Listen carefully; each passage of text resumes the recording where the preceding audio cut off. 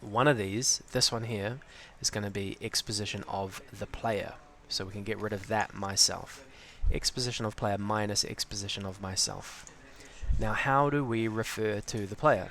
Well, we can get the player by its tag, but if we constantly do that, that's going to be very intensive on the game engine's performance. So we'll just save the player as a variable. We'll do that when the level starts. So we'll go to variables, grab under properties, set true false I when the level starts. Now change true false to instance. We want to save the player as an instance, and then I will be a new variable. We will call this player.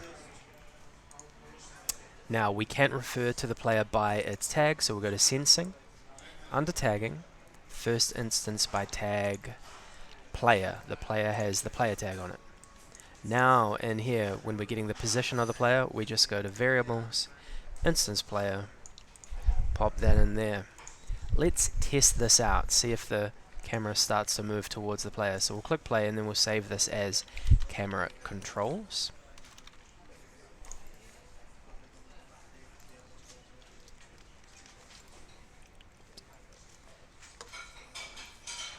Then we can see the camera keeps moving towards wherever the player is, and it's nice and smooth. So that's physics smoothing on a camera. Now you'll notice that it doesn't work vertically, so we'll go do that now. We'll go and duplicate our set velocity blocks and change them for Y. So in here, duplicate set velocity X, and we want this one to be set velocity Y to the difference between the Y positions. There we go. Let's test that out.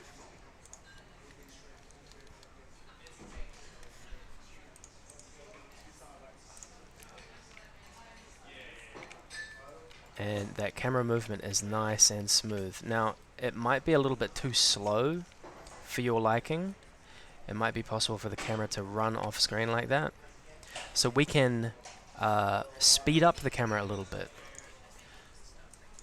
The velocities are these numbers here, which are the difference between the positions. We can multiply these numbers to make them bigger. So let's try multiplying them by 4.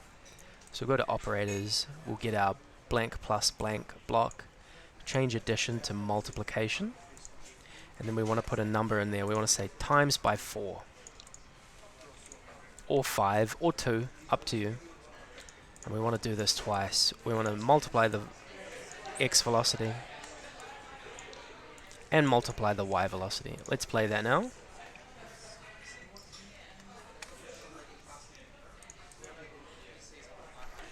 And now the camera is a lot more responsive.